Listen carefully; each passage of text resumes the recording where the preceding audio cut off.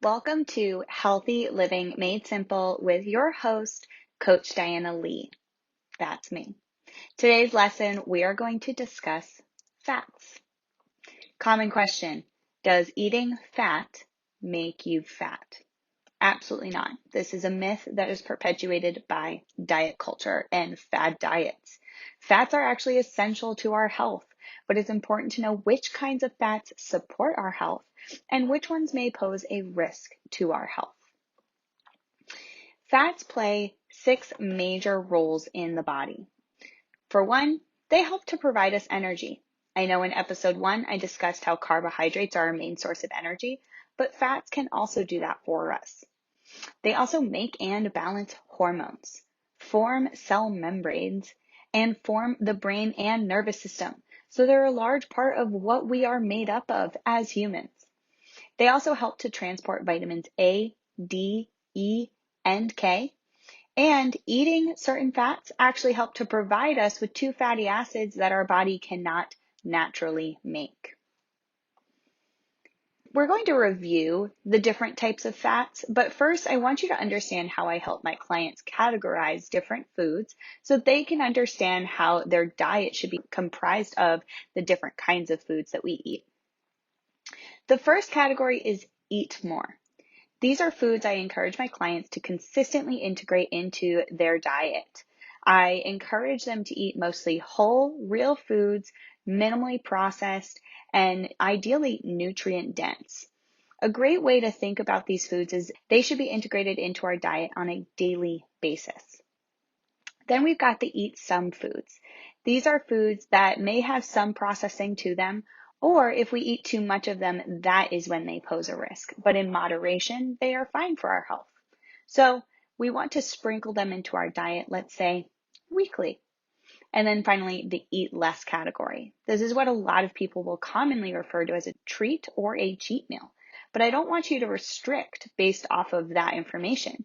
Instead, think about sprinkling it into your diet once again, but more on a monthly basis, a little less often. These are going to be foods that are a little bit more processed or maybe are higher in risk factors rather than reward factors. So as I walk you guys through the different kinds of fats, I'm going to categorize them as such. We're going to start with the eat more category, and this is going to be monounsaturated fats and polyunsaturated fats.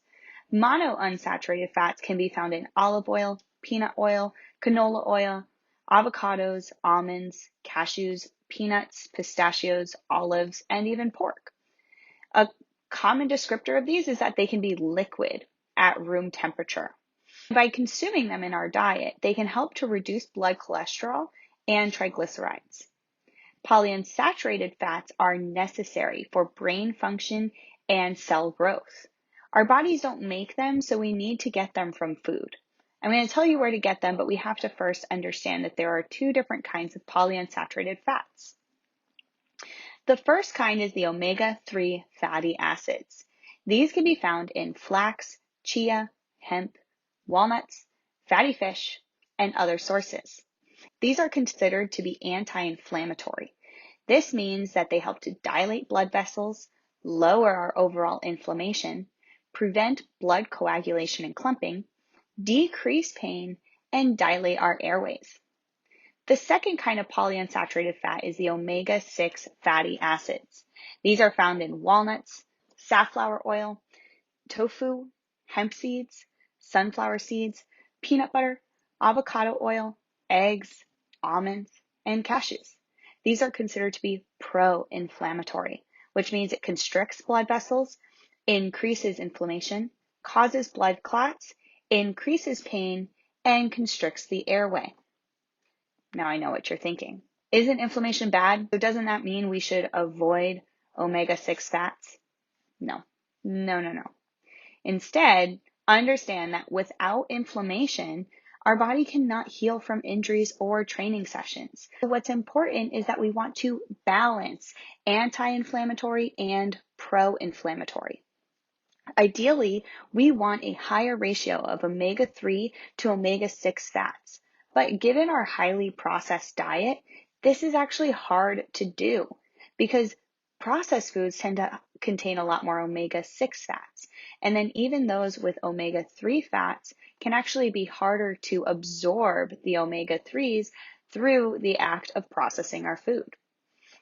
That doesn't mean that we can't simply do it through a natural diet. We can. Just make sure that you are highlighting omega-3 fats in your diet. And if you do still struggle with getting that ratio up, you can also consider the use of fish oil supplements to help you get there. Our eat some category of fats is going to include our saturated fats. These can be found in beef, pork, lamb, eggs, full fat dairy, coconut, and cacao. These fats tend to be solid at room temperature. So a great example would be butter. If you take butter and you put it in the fridge, it's going to be solid. Even if you were to take it out and just let it sit at room temperature, while it might soften, it won't necessarily melt. But then, of course, once you add it to heat, it becomes liquid. That's a great example of a saturated fat. A lot of people are actually afraid of saturated fats and consuming them. And they believe that saturated fats are bad, but this is a myth. Saturated fats combined with a lot of sugar, processed and refined carbohydrates is actually what's going to increase your risk of disease down the line, not just saturated fats on our own, which is why saturated fats fall in the eat some category. It's important that we integrate them into our diet because they are a good source of fats, but we just don't want to overdo it. And we especially don't want to combine it with constant processed carbohydrates. If we're eating a well-balanced diet of mostly whole foods, we should be okay. The fats that are going to be found in our eat less category are going to be our trans fats. These are going to be found in fried and baked goods, vegetable shortening, margarine, vegetable oils, and non-dairy coffee creamers. Trans fats are man-made fats that were created to help increase the shelf life of processed food. Eating a lot of trans fats in our diet can lower our HDL cholesterol, suppress the excretion of bile acids, increase our own cholesterol production, compete with essential fats for transport into cells, and create and worsen essential fatty acid deficiencies. So while trans fats are not the healthiest that we can consume, you can probably identify that they're found in a lot of really tasty items. I don't want to say you should restrict these fats, but instead, don't eat them all the time and try to prioritize our eat more and eat some fats instead. Trans fats also don't always have to be man-made. There are naturally occurring trans fats in meat and dairy, but the science suggests that these types of trans fats don't pose the same risk as the man-made kind. So don't fear the kinds that are a little bit more natural. I've been throwing around the words cholesterol, HDL, and LDL, and triglycerides, so I want to give a brief overview of what you need to know when it comes to cholesterol. HDL is your high-density lipoprotein. This is known as your good cholesterol. Your optimal score is going to be above 60. LDL is low-density lipoprotein, aka bad cholesterol. The optimal score we want is between 70 and 100. And finally, triglycerides is the level of fat in the blood. Our optimal score is going to be under 100. A lot of times when you go and you get your cholesterol numbers, you might solely focus on the total cholesterol number, but you're not getting the full picture if that's what you do. Instead, you want to focus on each piece individually. If you have high levels of HDL, this won't necessarily cancel out high levels of LDL or triglycerides. On the flip side, if you have low levels of LDL, but also low levels of HDL, this is still a concern. We want to make sure those HDL levels are where they need to be. We can manage our risk of heart disease not only through nutrition, but also through consistent exercise, stress management, and eliminating smoking. So keep that in mind as you're designing a plan of attack for your health. If your cholesterol numbers are not where they want to be, food is not going to be the only answer. You do have to consider all different aspects of health in order to get your numbers to where you want to be and reduce your risk of heart disease. Of course, I have to touch upon keto if we're talking about fats. This is a new age diet that has been very popularized, and we have to wonder, is this diet actually beneficial for us? So let's go over it. The ketogenic diet is based on the concept that when there is not enough energy from our carbs, our bodies can instead use fats to create energy in the form of ketones. I mentioned in the beginning of this that fats indeed do go towards energy. While carbs are our primary source, fats are then a secondary source, and they can be used to fuel our bodies. The process in which we convert fat into ketones for the usage of energy is known as ketosis. Those who partake in the keto diet claim to have more energy and better mental clarity. But why? And is that fact, or is that just how somebody feels? Something you have to remember when it comes to the concept of keto is that all bodies are different. While carbohydrates are typically the primary source for energy, that doesn't mean that this is exclusive for every single human. In fact, some humans will express that they feel better running on fat for energy than they do on carbohydrates. And that's a valid opinion to feel. Is keto right for you? I'll be honest, it's not right for a lot of us, and here's why. The ketogenic diet is not some magic pill that is proven for weight loss, despite the fact that everyone else around you is claiming so. In fact, the only scientific information that backs the keto diet is that it helps reduce seizures in individuals with epilepsy. There are no actual science statistics that can back keto as a beneficial diet long term. So why have so many people claimed to have successfully used keto as a weight loss diet? You have to look at keto for what it is. It's a really restrictive diet.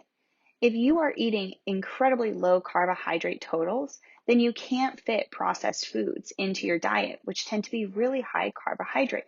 So instead, you're cutting out tons of foods, and that's probably your problem. You're over-consuming processed goods.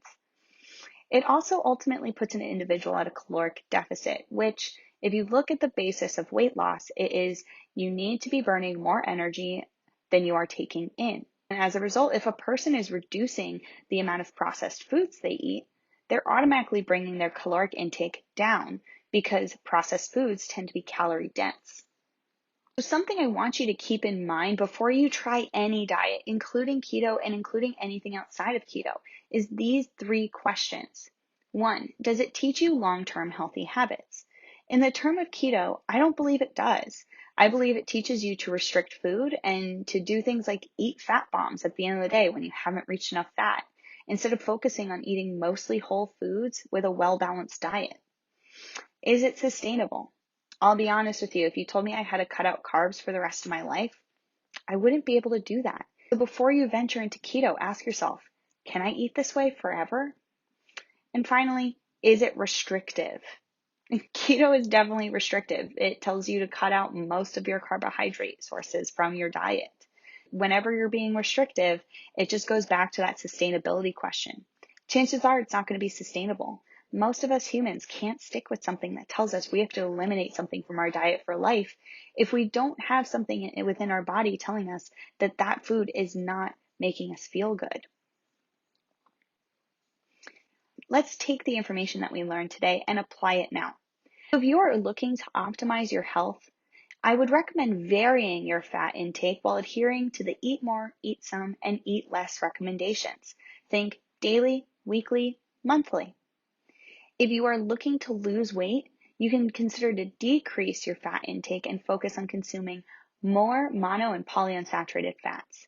This is also applicable if you are at risk of high cholesterol or heart disease. So just know that that is genetic, and if you fall into that category, you should definitely talk to your doctor first before actually trying to implement these strategies, but it can be helpful. And finally, if you're looking to mass or increase strength, I would increase your fat intake while still adhering to the eat more, eat some, eat less recommendations. You definitely want to make sure that as you're trying to increase mass and increase strength, that you're still fueling your body with proper food and nutrients and not filling it with processed junk. That's a wrap for today on fats. I'm Coach Dinah Lee. I'm a one-on-one nutrition coach, and I help active women get stronger and feel amazing in their bodies without the restriction and overwhelm of dieting. For one-on-one nutrition guidance tailored to your goals and your lifestyle, you can apply for my coaching today and schedule your free consultation at rebrand.ly/applycoachd. And for more information on nutrition, fitness, and overall health, you can follow me on both Instagram and Facebook at Coach Diana Lee. Catch you next time.